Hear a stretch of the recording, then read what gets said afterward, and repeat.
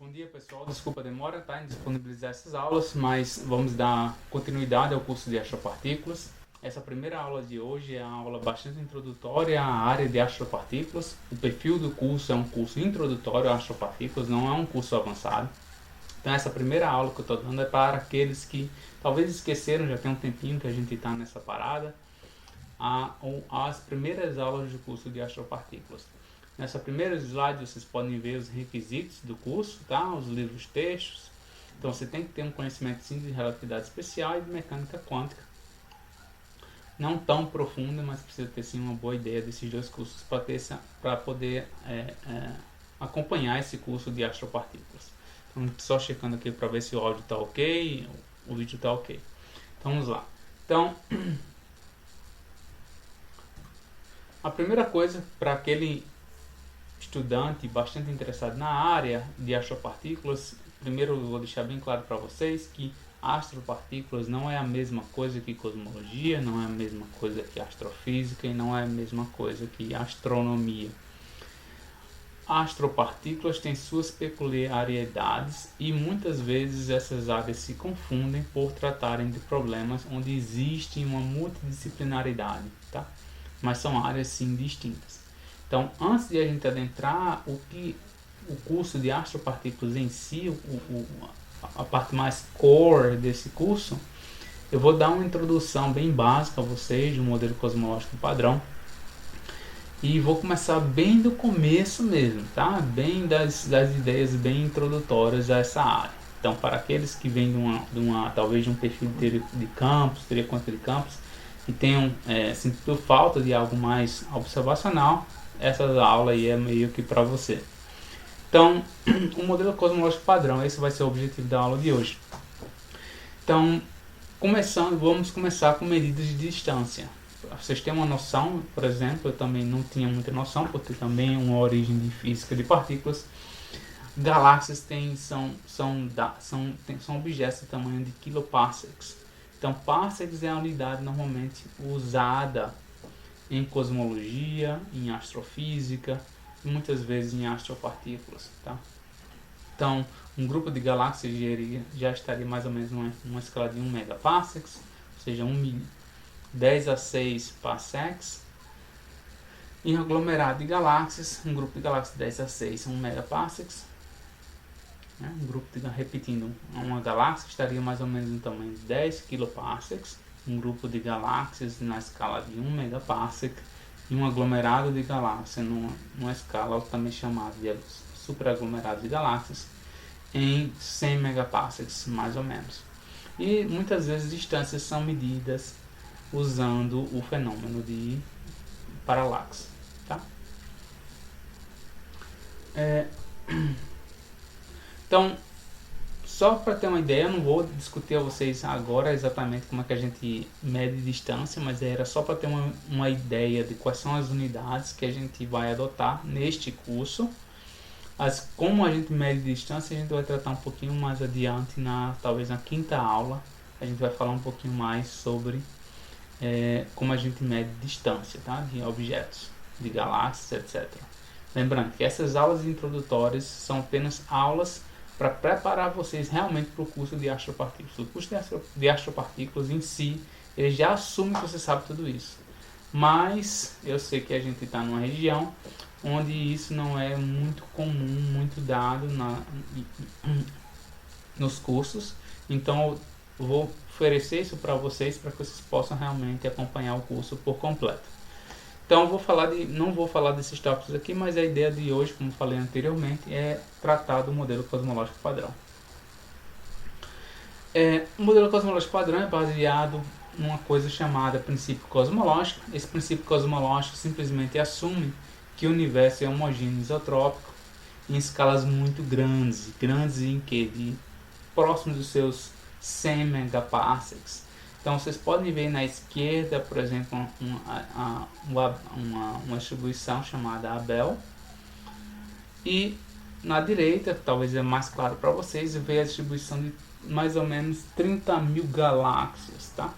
Então, no plano galáctico, essa é a distribuição de 30 mil galáxias. Vocês podem ver que é meio que mas em largas escalas o universo parece sim ser homogêneo e isotrópico, tá? Lembrando que homogeneidade diz respeito às propriedades do universo em translações, em isotropia diz respeito às propriedades do universo em rotações.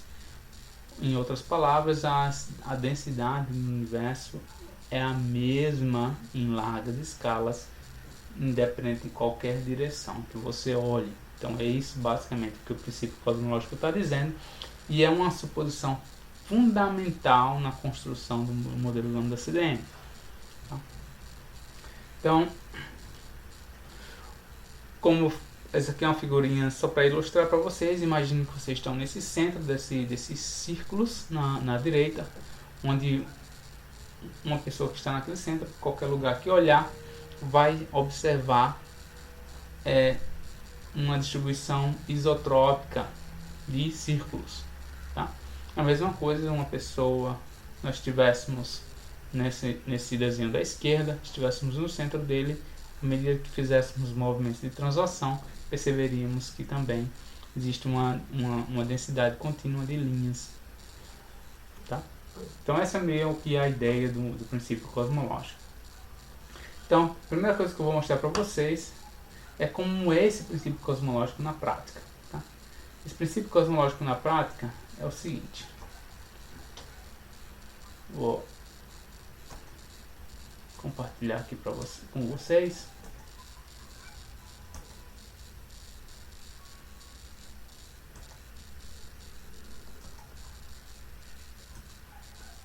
Vou compartilhar um videozinho para que vocês possam ver o que é esse universo homogêneo isotrópico na prática, tá? Deixa eu mostrar aqui para vocês essa simulação.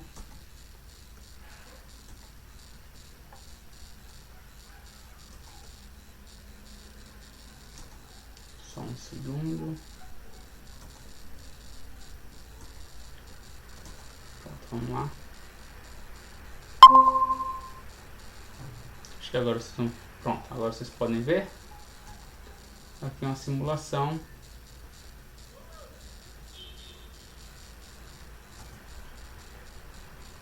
Mostrando o universo em diferentes escalas. É como se você pudesse fazer um zoom do nosso universo. Lembre-se que em grandes, largas escalas parece meio que homogêneo, isotrópico.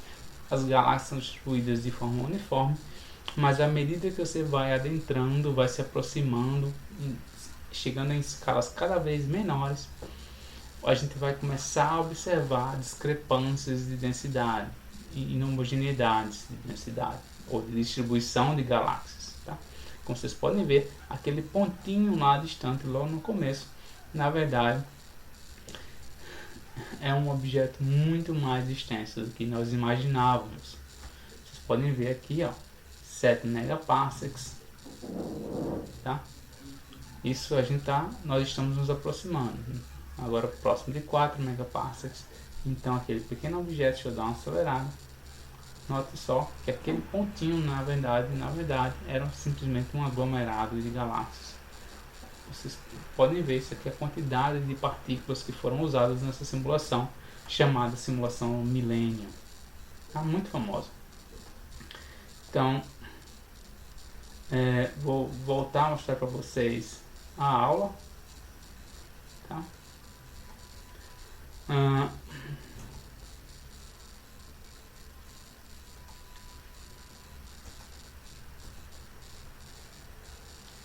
Só ver se funcionou. Então, voltando, acho que deu para entender para vocês quando a gente fala de o que é um universo homogêneo isotrópico em largas escalas, tá? Então, realmente, o universo é uma ótima aproximação a assumir que o universo é de fato homogêneo isotrópico em largas escalas.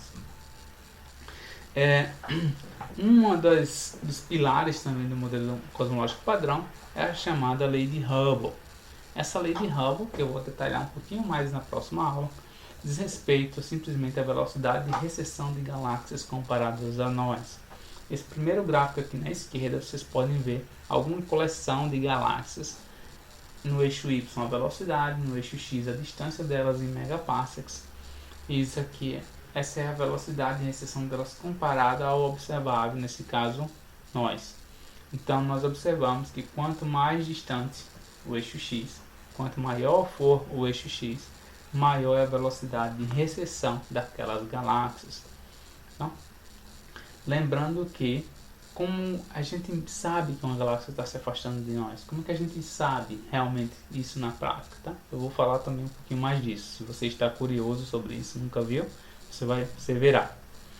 Então, esse é um gráfico bastante antigo, um gráfico um pouquinho mais atual, mostra a coleção de objetos que nós temos.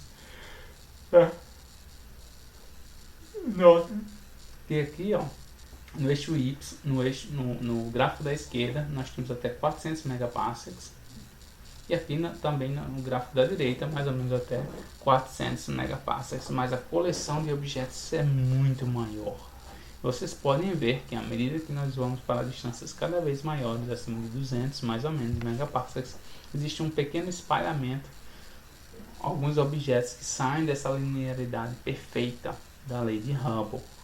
Lei de Hubble significa que velocidade é igual a h vezes distância. Essa distância, tá? É uma distância física, tá? Esse L.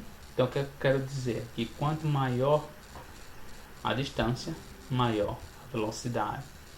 Essas duas quantidades estão relacionadas com uma coisa chamada parâmetro de Hubble, o H0. Tá? E ele é igual a 100 H km por segundo por megaparsec. A incerteza na medida do H0 está quantificada, embutida nesse parâmetro pequeno chamado H. Então, fitando essa curva, nós podemos dizer quem é esse Hzinho pequeno e, na verdade, determinar quem é de fato o nosso H0. Então, como se dá essa expansão do universo? Como é que a gente sabe que o universo está realmente se expandindo? Lembrem-se que, acho que do curso de Física 2, nós observamos a velocidade relativa de objetos, né? Quando se afastam de nós, quando se aproximam de nós percebemos que as frequências variam, depende de se você está se aproximando ou não do objeto. Se você estiver se aproximando do objeto, da fonte que está emitindo aquele sinal, a frequência aumenta. Você pode ver nessa curva, nesse gráfico de baixo, onde tem uma menina se aproximando dessa fonte, representada por esse ponto preto, e à medida que ela se aproxima dela, as ondas se comprimem e, portanto, a frequência das ondas aumenta. Então, é basicamente isso. Então, nós sabemos como a frequência está relacionada ao comprimento de onda. E se estivéssemos tratando da luz, a velocidade da luz é constante no vácuo. Então, a velocidade da luz é lambda f, lambda comprimento de onda, f frequência. Nós podemos determinar, relacionar comprimento de onda e frequência. O que a gente faz, na verdade? Simplesmente nós observamos que, lembre-se que cada objeto tem linhas espectrais, tá? Tem um espectro definido, e existem linhas de emissão e linhas de absorção de fótons, né? Para cada elemento. Então, se tem um determinado elemento onde eu conheço as linhas espectrais e observo que essas linhas espectrais, eu vejo o hidrogênio aqui no meu laboratório e conheço as linhas de emissão e absorção de hidrogênio. Olho para uma determinada galáxia, observo o hidrogênio que está nela, o gás de hidrogênio que está presente, e observo que essas linhas espectrais, essas linhas de absorção e emissão estão deslocadas comparado ao hidrogênio que eu conheço no meu laboratório. Eu consigo inferir se aquela galáxia realmente está se afastando de mim ou não, tá? Então essa é exatamente a ideia, e que nós observamos é que há um deslocamento para o vermelho, o redshift. Então é isso que quer dizer um deslocamento para o vermelho, redshift. Então significa que elas estão se distanciando cada vez de nós. Como é que eu meço isso? Eu meço a partir do desvio do shift das linhas de emissão e absorção dos elementos químicos. Tá? Isso é nada mais nada menos que espectroscopia, muito usada na astronomia. Então, essa é a ideia, tá? O universo está se expandindo, V igual a HL, ou HX, ou HD, tá? E esse H0 é o parâmetro de Hubble. Esse parâmetro de Hubble é uma função do tempo, mas esse H0, quando a gente coloca no zero, deixa de ser parâmetro para ser uma constante de Hubble, tá? Então, só retificando o que eu falei anteriormente. Então, o H é um parâmetro, o H0 é a medição dele hoje, e a medição dele hoje é dada por esse valor. Então, se assumirmos que de fato o universo é homogêneo isotrópico, o que é que podemos fazer? Vamos supor que existe uma distância fixa, R, mas o universo se expande, tá? Então, deixa eu me aproximar aqui, tá? Então, aqui é uma distância fixa, R, mas à medida que o universo se expande, essa distância vai alargando.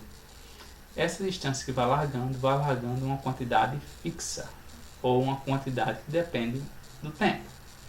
Essa régua que determina o quanto isso está alargando à medida que o universo evolui é o chamado parâmetro de Hubble. Então eu posso usar essa equação aqui, L igual a A vezes R, tá? Onde é essa distância fixa. Esse A é o chamado fator de escala e L vai ser a distância física, a distância real, que da distância entre esses dois dedos aqui. Então, em um determinado ponto no início do universo era aqui, e hoje é aqui, e o que determina essa diferença é esse fator de escala. Então, esse L é a distância física.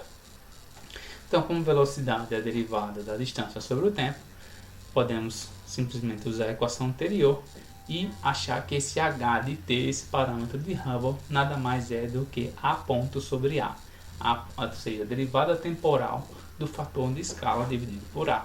Então, matematicamente falando, esse é o parâmetro de Hubble. Tá?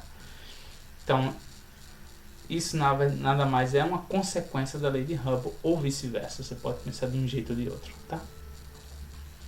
Então, mas praticamente em todos os cursos vocês não vão ver pessoas falando muito da velocidade de recessão das galáxias, ou a galáxia está a uma distância física tal.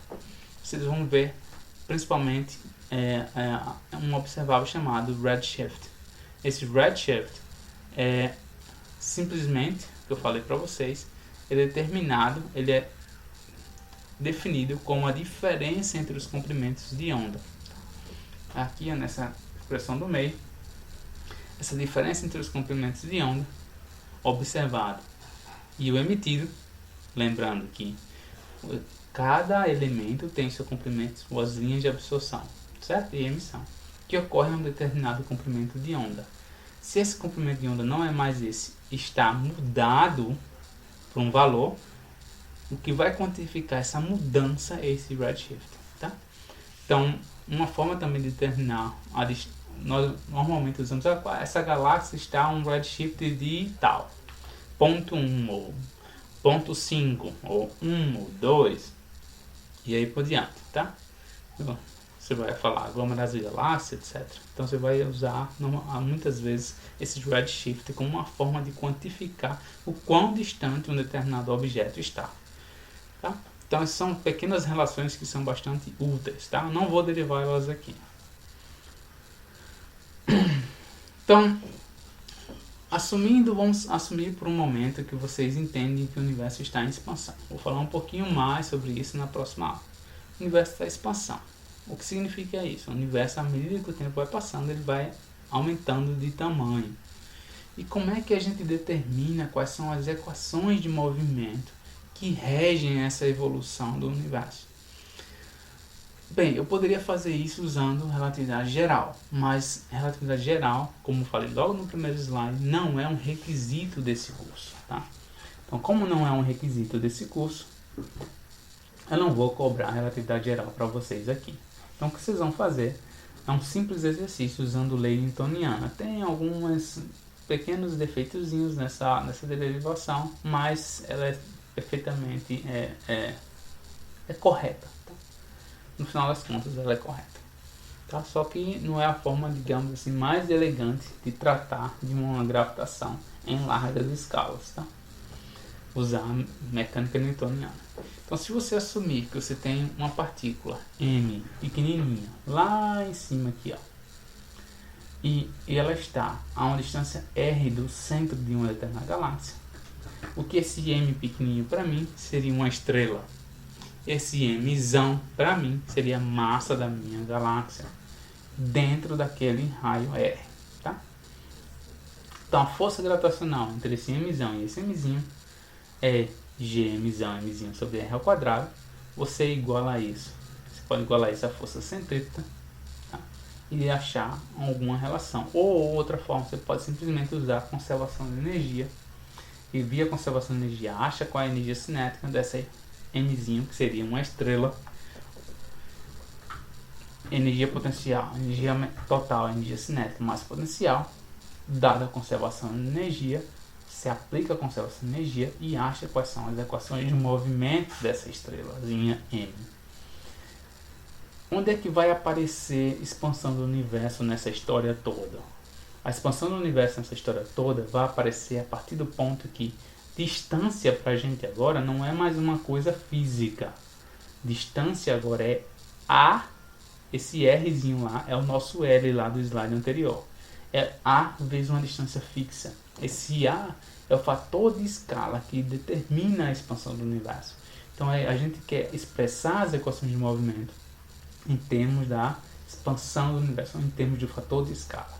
As equações escritas em termos desse fator A são conhecidas como as equações de Friedmann. Tá? Essas equações de Friedmann regem a evolução do universo. E ela vai depender do conteúdo que esse universo possui. Esse universo é constituído por matéria, por radiação e daí por diante. A gente também vai falar um pouquinho mais adiante sobre isso mais na frente. Então vamos pegar, por exemplo, essa equação aqui. Não vou fazer essa dedução, tá? São aulas de vídeo, nós não temos tanto tempo. Então isso aqui vai ser mais uma troca aí, nós aqui interagindo.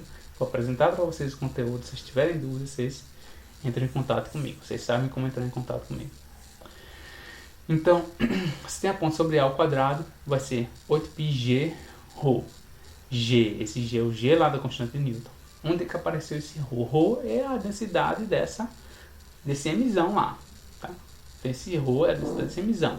Se eu estou falando para vocês que esse Mzinho é a estrela, esse ρ vai ser a densidade da minha galáxia. Agora, se eu estou falando para vocês que isso aqui é um universo, então a gente está pegando um objeto qualquer e esse rosão vai ser a densidade do universo. Tá? Esse Kzinho vai estar relacionado à curvatura do universo, que a gente vai falar um pouquinho mais adiante.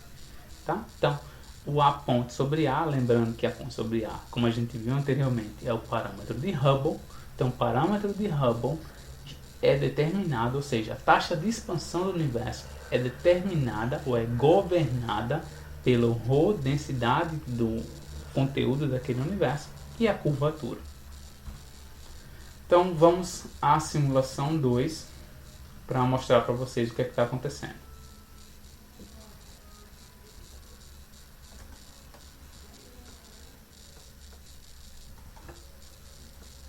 Então na simulação 2, eu vou mostrar para vocês.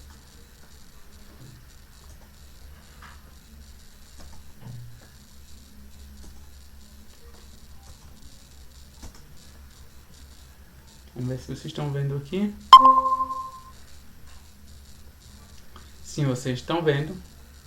Então, beleza. Então, essa simulação 2.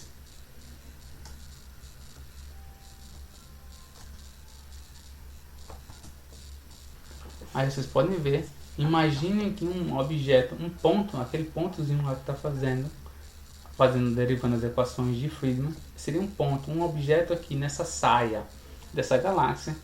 E toda essa região aqui, dentro de um raio, de um círculo, seria o meu Mzão lá, tá bom? Então essa é a ideia que vocês têm que imaginar, tá?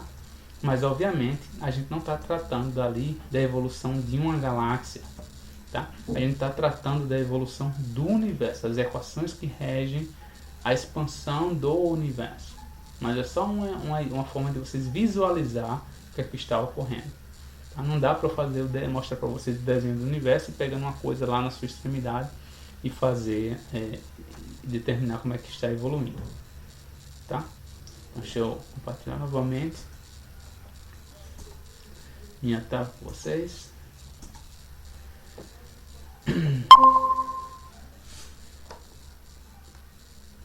Então,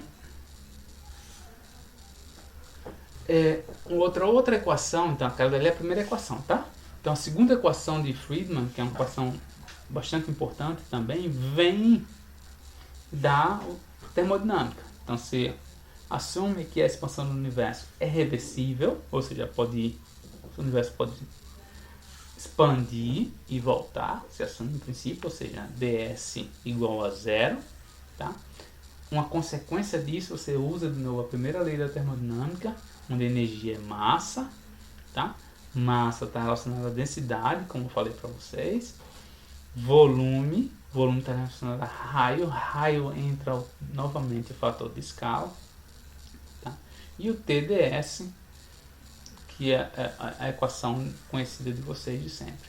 Lembrando que o ds para mim vai ser zero, então eu vou simplesmente pegar dE mais PdV igual a zero e vou obter o ρ. Lembre-se que o ρ aparece na expressão para energia, né?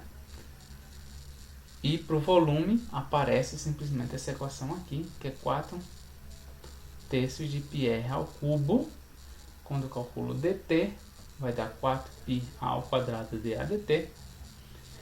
Então, esse é o dV, só faço igualar essas duas equações, eu consigo obter uma relação entre a variação temporal da densidade com pressão. Essa é chamada equação de fluido e determina como esse conteúdo do universo evolui com o tempo, dada a sua pressão. Tá?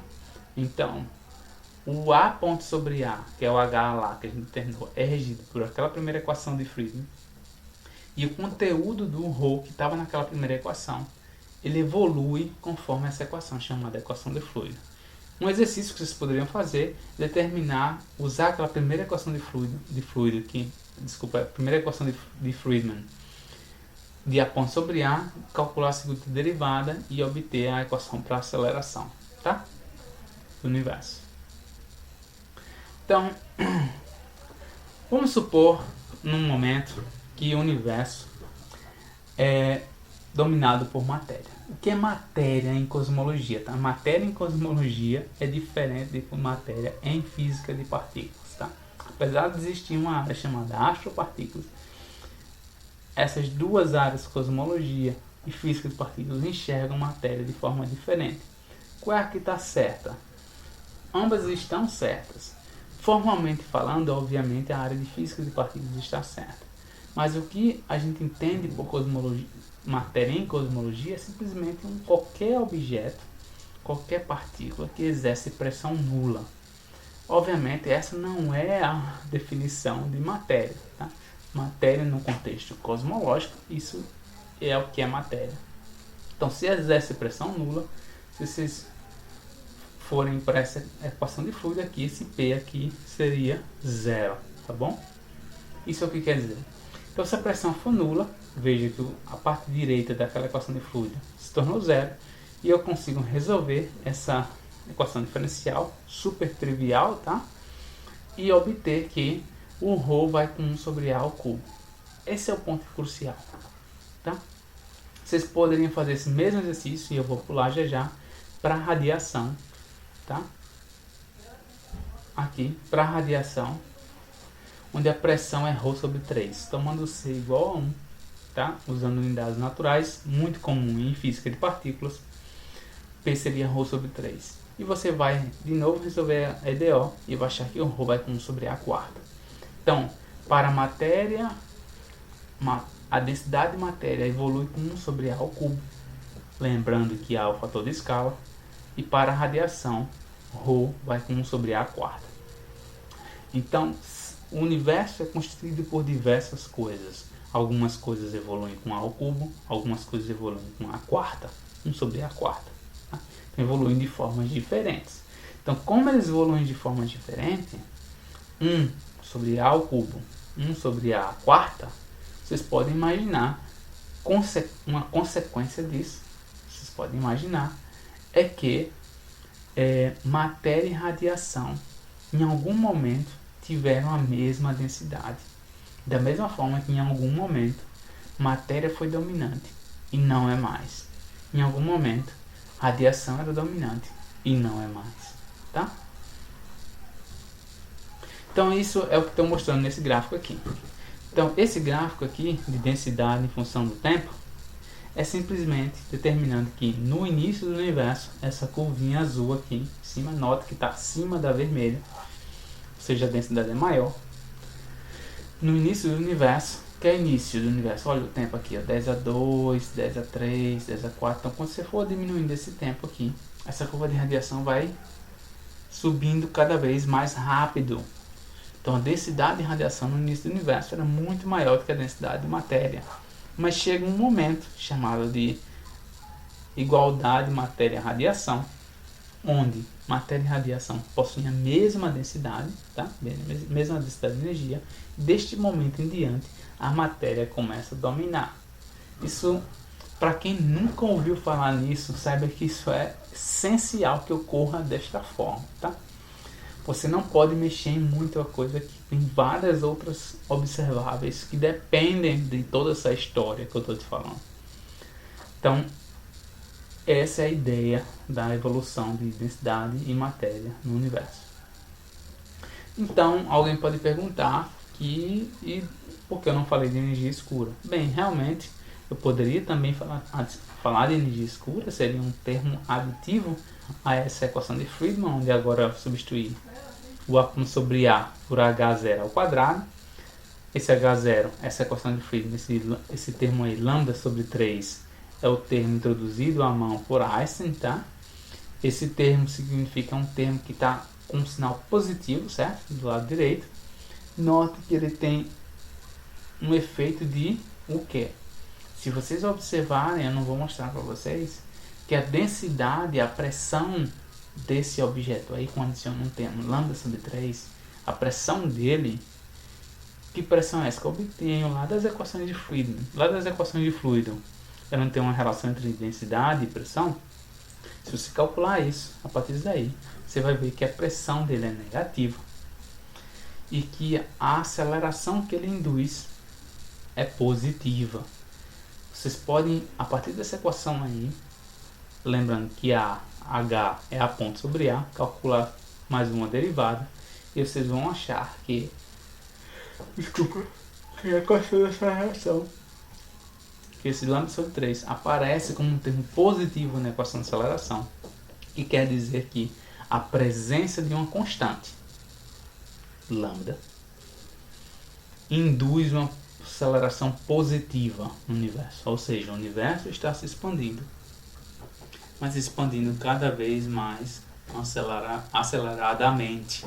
Então vai expandindo cada vez mais rápido, tá? Então esse é o que esse lambda é conhecido e é chamado de constante cosmológica. Tá? Se vocês voltarem lá no gráfico, vocês vão ver que a densidade aqui, ó, da constante cosmológica em verde, que é constante, em algum momento ela começa a dominar, porque as curvas vermelhas e azul, a curva vermelha e azul começam a ficar abaixo dela. Isso ocorre simplesmente porque a densidade de matéria vai com 1 sobre A ao cubo, a densidade de radiação vai com 1 sobre A quarta. À medida que o universo se expande, o A aumenta, à medida que o A aumenta, a densidade de matéria e radiação diminui, então a densidade de lambda, de constante cosmológica, que continua constante, apesar de ser pequenininha no começo, eventualmente começa a dominar. Então, uma coisa super importante, tá? No que a gente vai falar muitas vezes aqui, vou assumir que vocês já sabem tudo isso, lembrando que essa aula é aula 0 para iniciantes. Então, antes de você pegar o curso, você vai ter que saber de tudo que eu estou falando aqui. Se você está achando que tudo que eu estou falando trivial demais, excelente. Vocês vão entender muito bem as próximas aulas. Então, o parâmetro de densidade, na verdade, é simplesmente uma forma de reescrever a equação de Friedmann. Tá? Então, o que é esse parâmetro de densidade? É um parâmetro que relaciona a densidade do objeto que você quer, do conteúdo do universo que você quer, com a densidade crítica do universo. O que é a densidade crítica do universo? A densidade crítica do universo é, por definição, uma definição, é a densidade do universo se ele fosse plano. Então, você pega a primeira equação, coloca o K, que é a curvatura, igual a zero, e acha quem é o ρ. É só inverter essa equação, essa primeira equação aqui, vocês vão achar que o ρc, ρ crítico, é 3h ao quadrado sobre 8πg. Note que o ρc é uma função do tempo. A densidade crítica não é uma constante. Mas a densidade crítica hoje, onde esse h vai se transformar no h0, que é uma constante, aí sim vai ser uma constante. Então a densidade crítica hoje é um valor fixo. Note que esse valor é extremamente pequeno. Como a densidade do nosso universo é pequena. Lembrando que a densidade da água, por exemplo, é de 10 a 3 kg por metro cúbico. Então, a densidade do universo é muito, muito, muito pequena, comparada a coisas que nós conhecemos. Tá?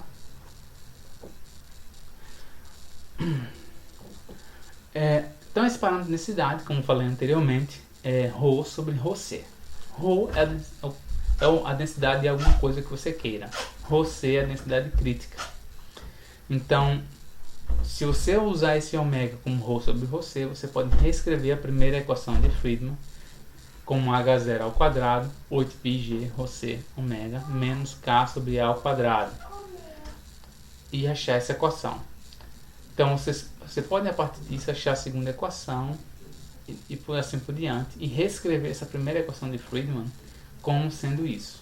Aqui, ó, esse tema aqui, ó. H total, vamos somar esse H e H lambda, chamar de H total, H total menos 1 igual a K ao quadrado, H ao quadrado. Prestem atenção. Então tem H, ômega e ômega lambda. Ômega e ômega lambda. Ômega lambda seria a abundância, o parâmetro de densidade, relacionado à curvatura. E esses ômegas é para cada ρ. O ômega é para o ρ. Que ρ é esse? ρ de matéria, ρ de radiação, tá? E esse ρ de matéria e ρ de radiação tem seus objetos também. ρ de radiação pode ser neutrinos, podem ser fótons. Você tem que somar todos eles, somar todos esses ômegas. Então, se você considerar que esse ômega aqui é o ômega total, ou seja, a abundância total que o universo tem, menos 1 é igual a K sobre A ao quadrado, H ao quadrado. O que significa isso? Que se ômega, dependendo se ômega é maior ou menor do que 1, a curvatura do universo pode ser positiva, negativa ou zero. Então o universo pode ser chamado de aberto, fechado ou plano. Tá? Então, a parâmetro de densidade total do universo, ou a abundância do universo, determina, sim, está relacionada à sua curvatura. Hoje, atualmente, as observações atuais indicam que o ômega total é 1. Se o ômega total é 1, o K tem que ser 0. Consequentemente, o universo é plano. Vocês podem ver na simulação 3, vou mostrar aqui para vocês.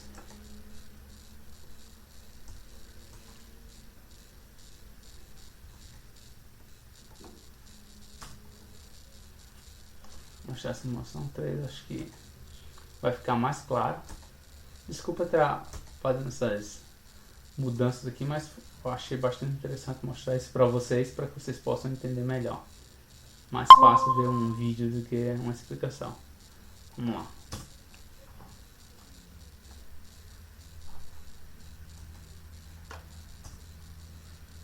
Então, esse aqui é o satélite Planck, tá? Então, ao observar o nosso universo, na verdade, o que a gente está fazendo, observar a distribuição de matéria do nosso universo, nós podemos inferir qual é a geometria do nosso universo. Tá? Então, a geometria do nosso universo está, sim, meio que embutida dentro do que nós chamamos de radiação cósmica de fundo. Nossa, que você tem a hiperbólica, a esférica e a plana, tá? Então você tem um universo aberto, plano ou fechado. Então, a partir da medição da radiação cósmica de fundo, nós podemos mensurar isso. O que é radiação cósmica de fundo? Aguarde até o final dessa aula que vocês vão entender. Tá? Então, deixa eu mostrar para vocês novamente.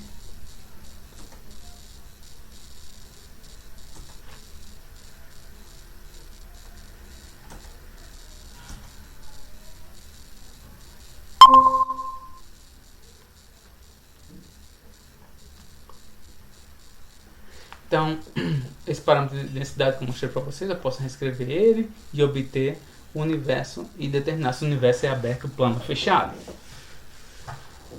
E então, isso aqui é só um parênteses que eu vou deixar que vocês façam isso, que vocês entendam porque eu falei que introduzir um termo constante à equação de Friedmann implica que você gera um termo com pressão negativa. Vou deixar que vocês tentem entender isso. Qualquer dúvida, vocês me perguntem. Então, dado tudo isso, como é que a gente pode dizer qual é a idade do universo? Como é que eu calculo isso? Então, lembre-se, a gente vem falando do modelo cosmológico padrão. Nessa aula de hoje, nós falamos do modelo cosmológico padrão. E a gente está falando de alguns ingredientes principais nesse modelo cosmológico padrão. Um deles é a idade do universo. Como é que eu posso ter uma ideia de quão velho é o universo? Então, um cálculo bem aproximado inicial é simplesmente fazer o inverso, calcular o inverso da taxa de expansão do universo hoje. Pegar o parâmetro de Hubble hoje e calcular o inverso dele. Por quê? Porque HA é A ponto sobre A. A ponto sobre A é DADT. Ou seja, tem um tempo no denominador. Então, o parâmetro de Hubble, a constante de Hubble, tem unidade de 1 sobre tempo. Você, simplesmente por análise dimensional, se você inverter essa equação, você vai obter uma constante, um valor que depende do tempo. Está relacionado de alguma forma com a idade do universo.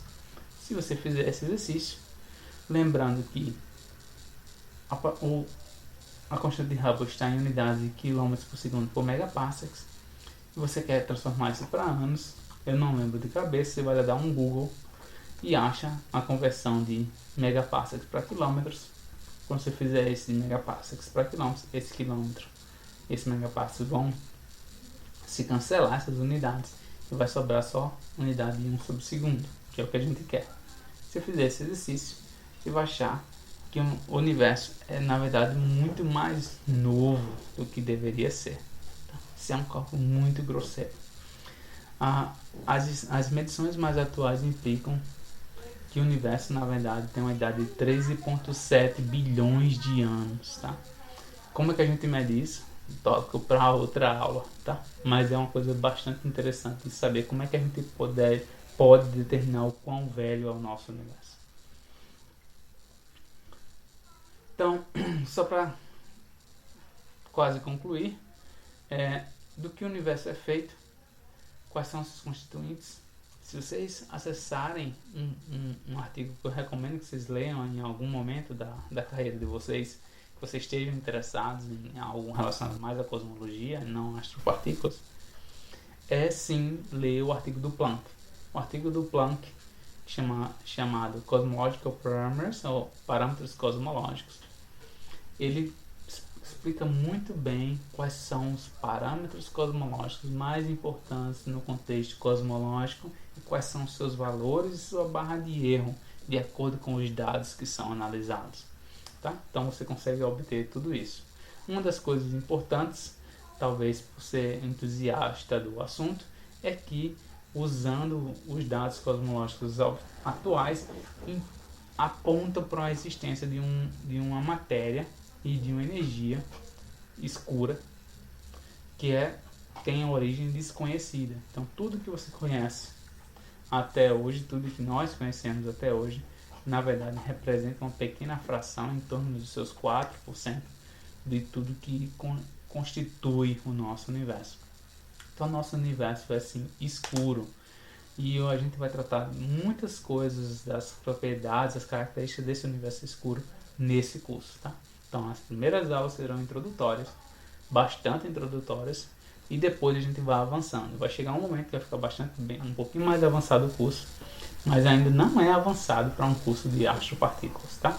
Então,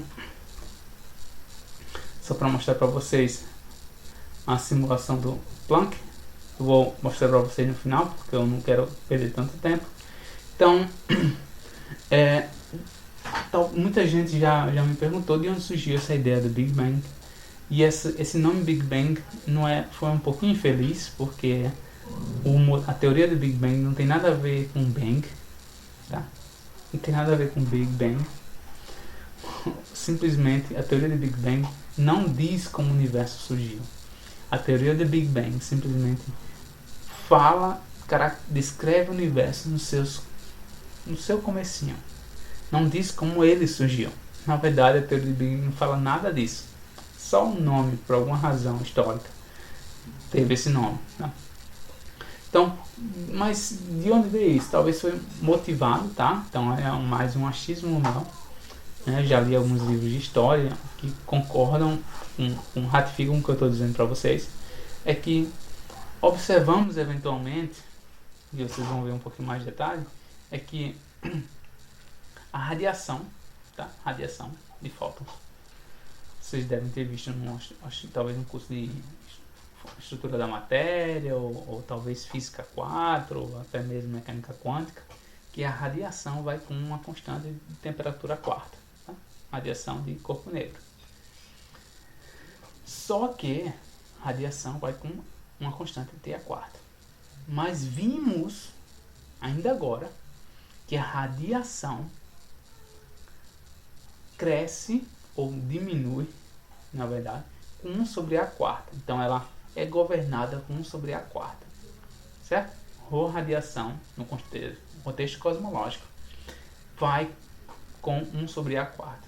Mas a gente sabe que Rho de radiação de fótons vai com T a quarta. Consequentemente, temperatura é inversamente proporcional ao fator de escala. O que isso significa? Significa que, lembrando que à medida que o universo expande, o ar aumenta. Então, no comecinho, nos primórdios do nosso universo, o ar era bem pequeno. Se o ar era bem pequeno e com uma temperatura inversamente proporcional a 1 sobre A, essa temperatura era extremamente grande. Ou seja, tinha altas temperaturas, tudo que a gente conhecia, os átomos que a gente conhecia, que a gente conhece, não existiam na verdade, né? Nós tínhamos apenas partículas, né? Nada disso tinha sido formado ainda, é meio que uma sopa de partículas no início do universo, a altas temperaturas, e talvez por isso nós chamamos um Big Bang, que de uma hora para outra essas partículas foram criadas. Mas lembrando que a teoria do Big Bang não determina como ocorreu o surgimento do universo, e simplesmente descreve como foi, depois que isso aconteceu, seja lá como foi, que a gente não sabe, essa é a resposta, como o universo evoluiu, tá? Então, no início do universo a temperatura era muito alta. Nós podemos usar algumas formulazinhas, por exemplo, lembra que eu falei para vocês de abundância? A abundância é Rho sobre Rho crítico. Rho crítico hoje, nós podemos calcular quem é o Rho do fótons sobre Rho crítico. Rho do fótons, como é que eu sei o Rho do fótons? Bem, Rho radiação é uma constante proporcional até a quarta. Se eu consigo medir a temperatura dos fótons, não fótons das nossas lâmpadas, tá? Os fótons que vêm dos primórdios do nosso universo, que são a radiação do nosso universo, eu consigo medir essa temperatura deles. Se eu meço a temperatura, eu sei o Rho radiação. Se eu sei o Rho radiação, eu sei quem é o ômega, tá? A abundância. Porque eu pego esse Rho que eu achei hoje, divido por Rho C crítico, que é uma constante, o Rho C hoje, e acho quem é a abundância de fótons hoje, que é da ordem de 10 a menos 5.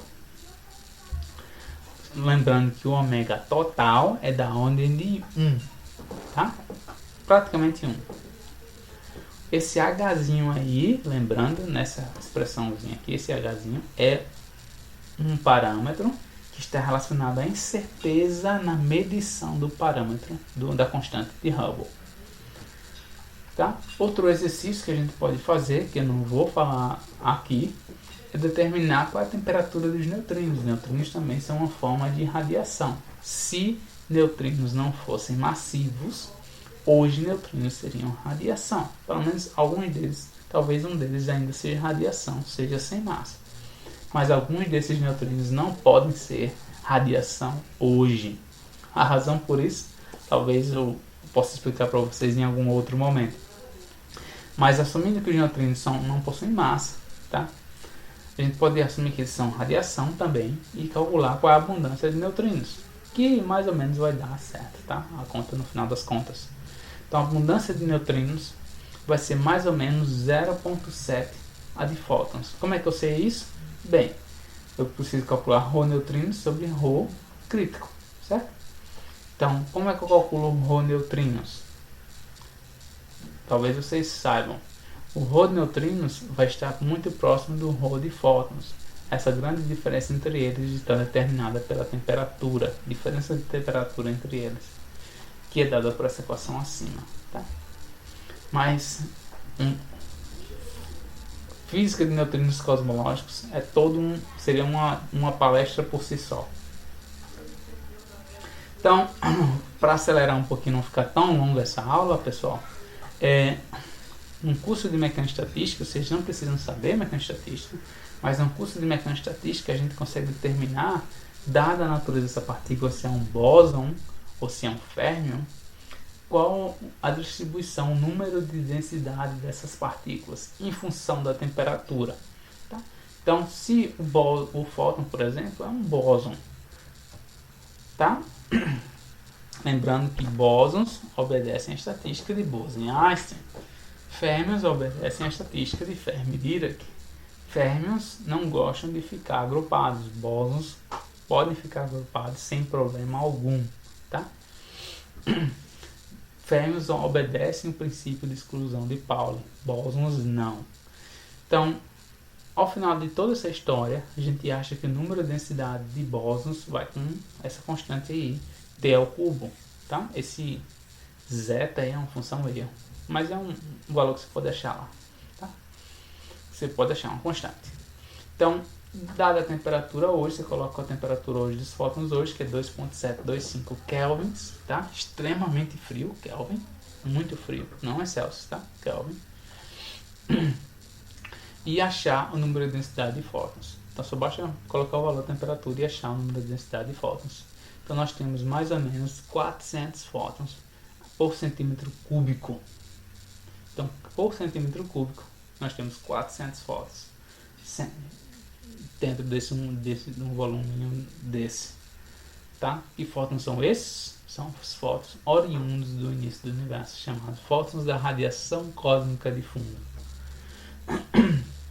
Que eu vou deixar para falar já no vídeo a seguir, tá? Vocês vão poder achar esse conteúdo que eu estou falando para vocês e os próximos conteúdos no site de Astropartículas. Vai estar lá naquela abazinha lá, Lectures. Eu vou colocar um link lá embaixo onde eu vou colocar uma abazinha, curso de Astropartículas, aula 1, aula 0, iniciantes, 1, 2, 3, 4, 5, 6, 7. Então, vão ser mais ou menos ao todo 12 aulas, tá? Então são 12 aulas que vão estar disponíveis para vocês. Então a cada semana eu vou deixar essa aula disponível por uns 7 dias mais ou menos. Depois de 7 dias eu vou deletar ela, porque eu não vou ter espaço suficiente no meu Google Drive para deixar armazenado todas essas aulas para vocês. Quem sabe talvez eu disponibilize no YouTube. Vai depender aí do desejo de vocês. Se vocês gostarem do material, talvez eu até faça isso, tá? Então o feedback de vocês é importante. Por favor, me avisem se tem alguma coisa que eu possa melhorar no curso, mas a ideia vai ser seguir isso, tá? Então eu tive que arranjar 2 laptops para poder me ver ao mesmo tempo que eu apresento para vocês, porque é um pouquinho estranho. Eu fiz questão que vocês pudessem ver meus movimentos enquanto eu apresentasse, porque dá um pouquinho mais de interação com vocês aí, já que essas aulas são aula de vídeo, tá? Então, abraço pessoal, a gente se vê na próxima aula. Tchau!